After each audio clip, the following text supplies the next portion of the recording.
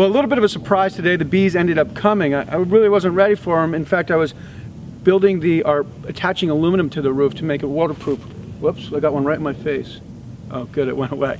Anyway, so this video covers basically how to work with aluminum, goes over that a little bit, and then tomorrow we'll talk a little more about some of the questions that you may have had, and we'll talk also about what it was like to put the bees in the hive.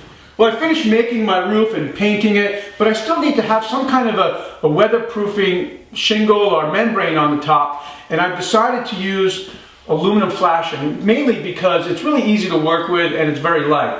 The roll is 20 inches wide and the length that I need is 46 inches. So the first thing I'm going to do is cut my piece to length. I'm using a framing square and I've clamped this end to the table because I really don't want the framing square to move while I'm making the cut. I'm also using a brand new blade in the utility knife. I'll score the cut 3 or 4 times.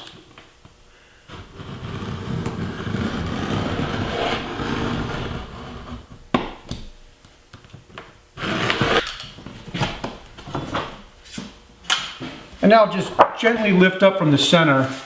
You can see it wants to break. It wants to, see that? And there you go. Well, now I've got my piece of aluminum cut to length, and I'd like to get a nice crease right down the center, but I don't own an aluminum brake, which is a tool that's designed to work specifically with aluminum. So I'm going to hang the aluminum off of the work surface and then clamp a board on top and see if I can make that bend with my hand.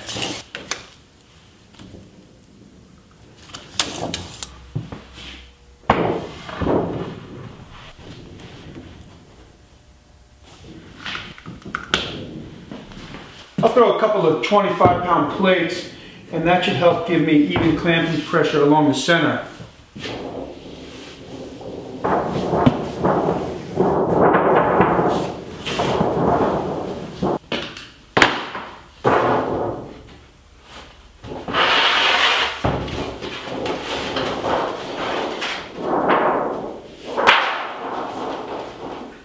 I think I have to put it back and just bend it a little bit more.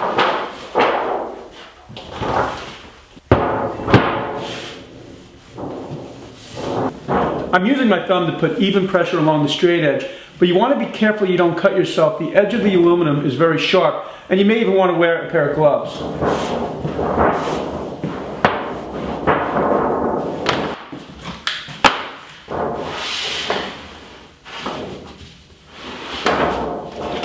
That looks like it's going to be a little bit closer. Well, this looks pretty good, but you can see that this piece of aluminum isn't large enough for the whole roof. So now I'll cut 2 pieces from a 6-inch roll, and they'll slide up and underneath.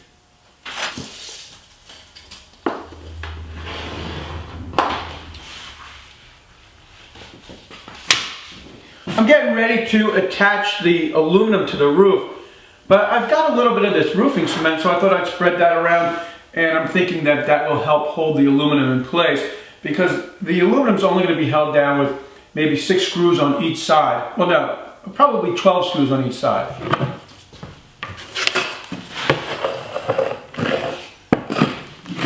The roofing cement is really inexpensive, and I've always got some around, and in fact I'm thinking I should probably put a little bit towards the bottom of the legs that are holding the hive up. And I'm using a piece of 1/4-inch plywood to spread the roofing cement around.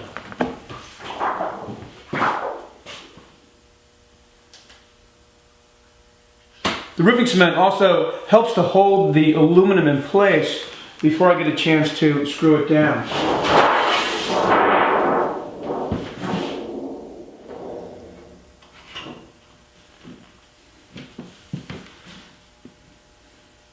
I'll attach the roof with a few number 10 sheet metal screws, and it's a good idea to drill through the aluminum first.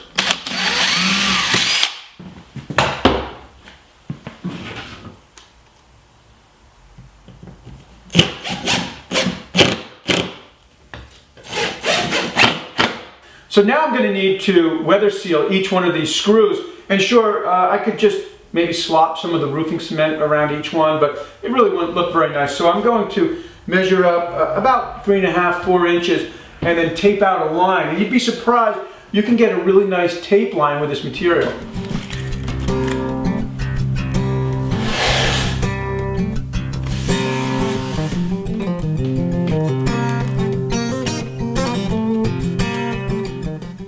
When I remove the tape, I'm going to pull it over the roofing cement, and there'll be little fibers that fall back into the cement and then just blend together. If I were to pull it this way, then those fibers would end up on the roof line.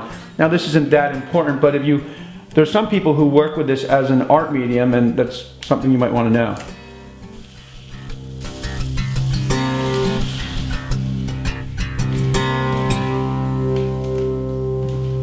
Well, that's about it for building the roof, and I will be doing the recap video on building the hive tomorrow. And I got a couple of great comments and suggestions, because I know very little about this, and it's sort of every day that goes by I learn a little bit more.